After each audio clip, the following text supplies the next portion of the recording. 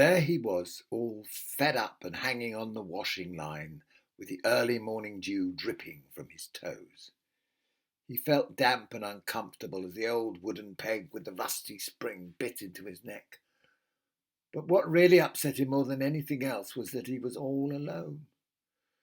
His twin brother, the other sock, he of the same size, colour and material, was nowhere to be seen.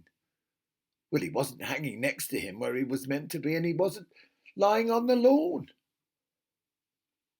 There hadn't even been any wind to blow him into the vegetable patch at the bottom of the garden. He'd disappeared. It was as simple as that.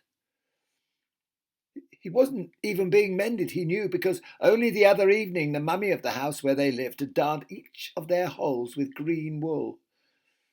They had been rather insulted at the time. There they were, glorious red in colour, being darned in a heel with green wool.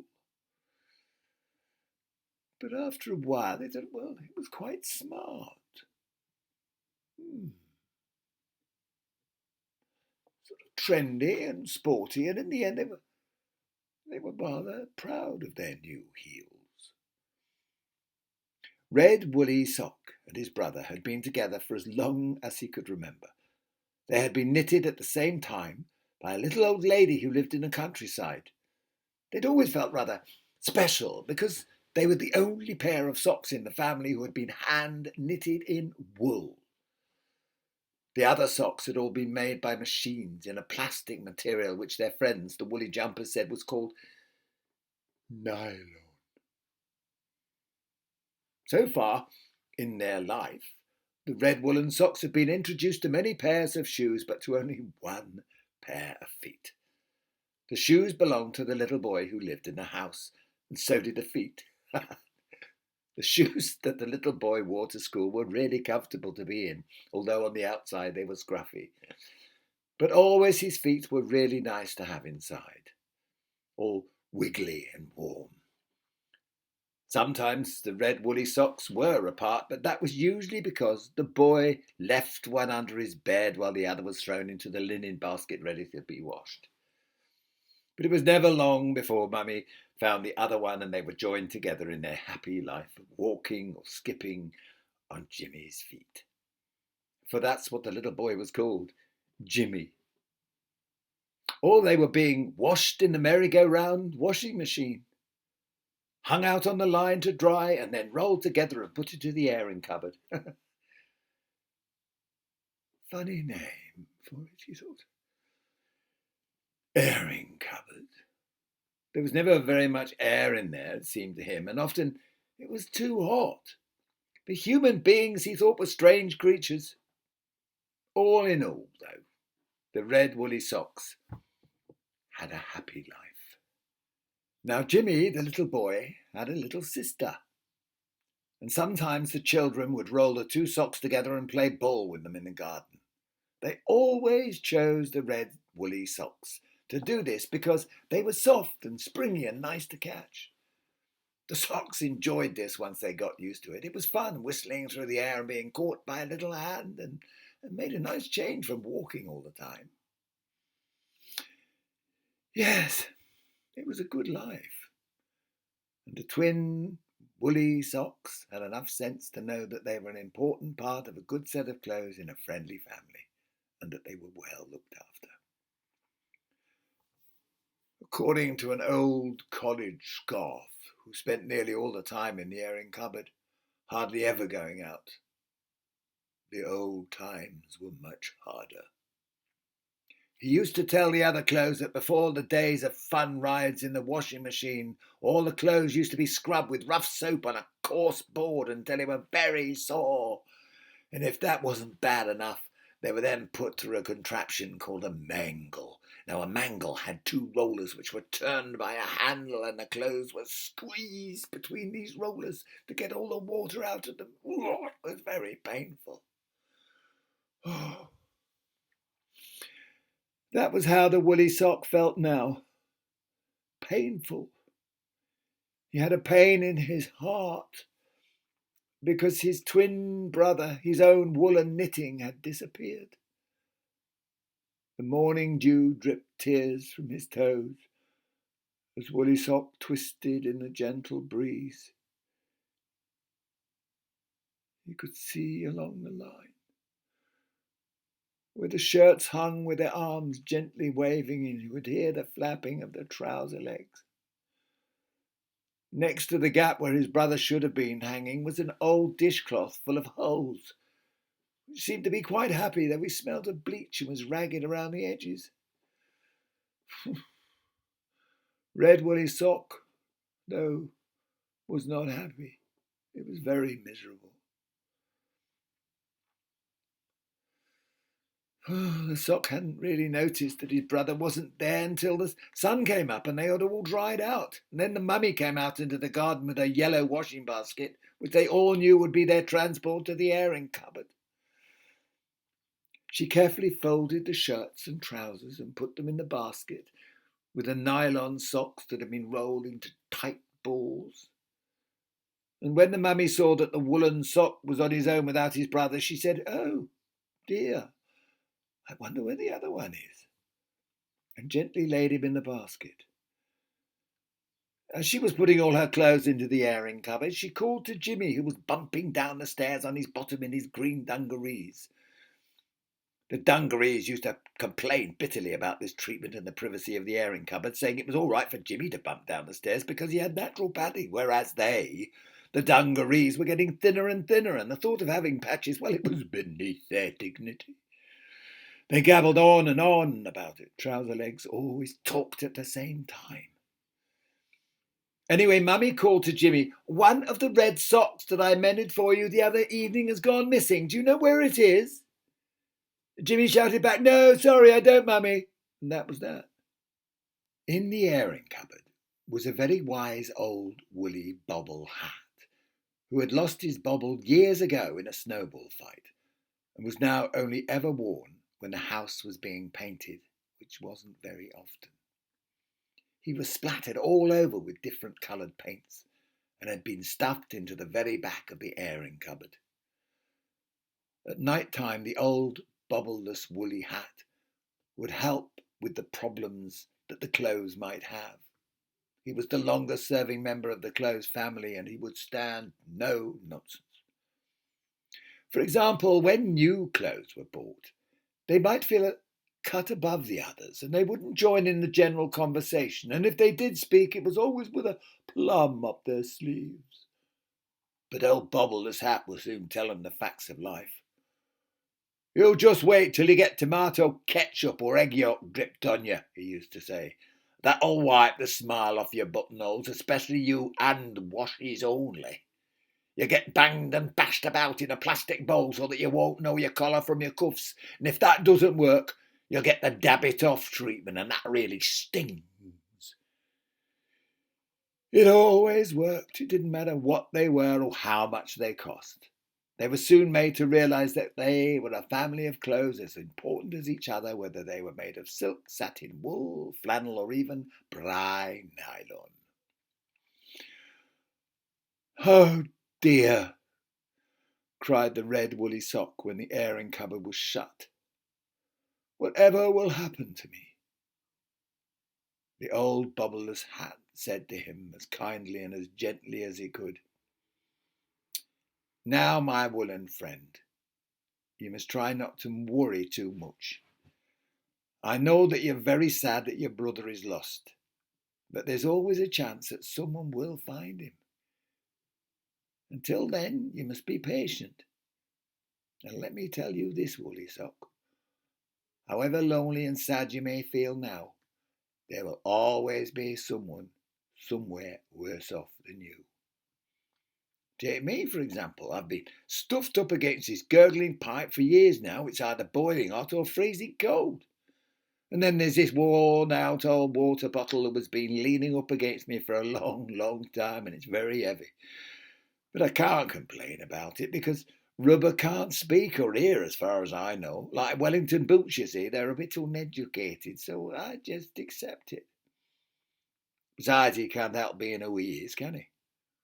Who knows what he might be thinking or feeling? He's got just as much right to be here as I have. Every summertime I hope that the house will be painted and that I will be worn again. But when I'm still here, when winter comes round again, I try not to mind. I try to think about other things and hope for happier times. And so must you, my friend. And so must you. And so it was, as he was slowly pushed to the back of the airing cupboard with bubbleless hat and worn-out old water bottle, that Red Woolly Sock accepted that he was to be on his own, and he tried not to think too much of Jimmy's snuggly feet and familiar leather smells of his shoes or the games and laughter. But above all, he tried not to think of his own twin brother, who he missed so very, very much. For days on end, the Red Woolly Sock would dream. He had heard that all sorts of strange things could happen to a single sock. He dreamt that he was used as a shoe polisher and put at the bottom of a drawer of a cupboard in the kitchen, or that he was left in a coal bin outside and covered in black coal dust. But most of all, he dreamt that he was stuffed into the bottom of a plastic bag, full of old clothes, ready to be taken to a jumble sale. Of course, all the other clothes used to go out regularly, and when they came back, they were full of stories of where they'd been and what they'd been doing. Although Woolly Sock wasn't a jealous sock, it did hurt a little bit to hear of all these adventures,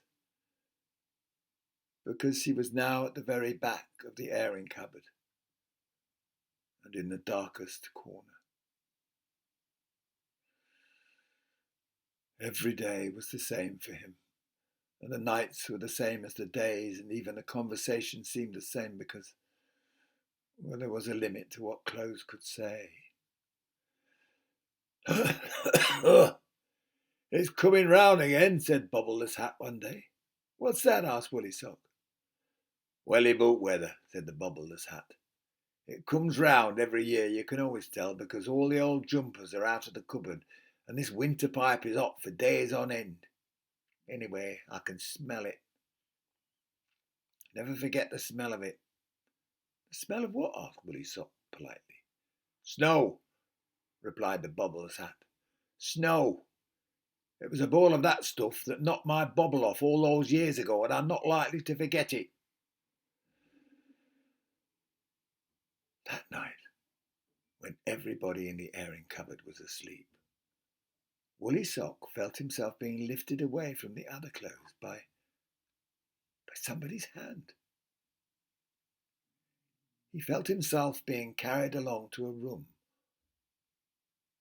and although it was dark, he knew that he was in the children's bedroom because he could hear them gently breathing in their beds, fast asleep.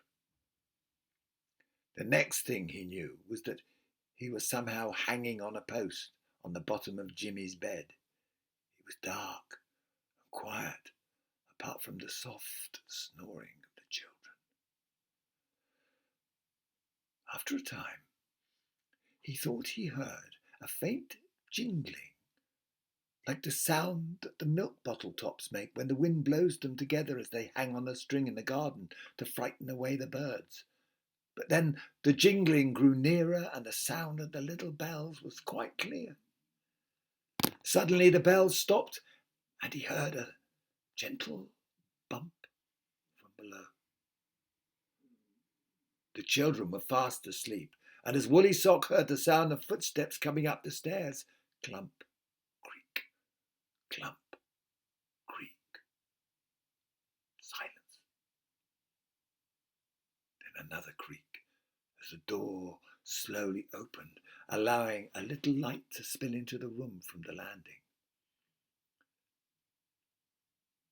As he looked up, Woolly Sock saw standing in the doorway the most amazing person that he had ever seen. He was wearing a long red coat with a hood and a white woolly lining. He had a long white beard. His friendly face was so red and shiny that Woolly Sock could see him quite clearly in the half-light. And over his shoulder he was carrying an enormous sack that was full to the top. The man looked at Woolly Sock and smiled. "Don't be afraid," he said. I come here once a year, and my name is Father Christmas. Now I'm going to fill you up with some toys from my sack, so that in the morning the children will have their Christmas presents. I've come from a long, faraway land that is always covered in ice and snow. And tonight I must visit all the children in the world and leave them some toys. So I'll just finish here and be on my way. He carefully put some parcels and packets into Woolly Sock, who felt taller and taller as he got longer and longer with the weight of the presents.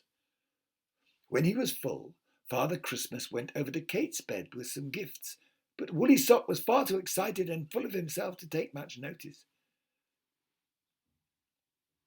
I'm going now, said Father Christmas when he had finished. Good night, and have a happy Christmas. From now on, you are no longer just a woolly sock. You are a Christmas stocking. Good night again, my friend, and goodbye until next year. The door closed, and Father Christmas was gone.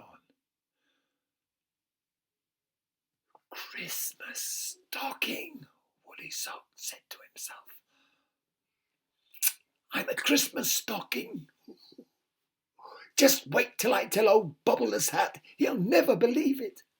In the morning, Jimmy was up before anyone else, and he quickly woke up his sister to tell her that Father Christmas had been. The children were really excited, and Woolly Sock was put on the bed as the presents were taken out of him and unwrapped. He was so happy to see the children having a lovely time. Jimmy and his sister scampered downstairs, leaving their beds all untidy, and Woolly Sock was covered all over with gold, red and green wrapping paper. As he lay there listening to the happy sounds of the family downstairs, he suddenly heard a voice come from under a pile of paper and ribbons on the next bed.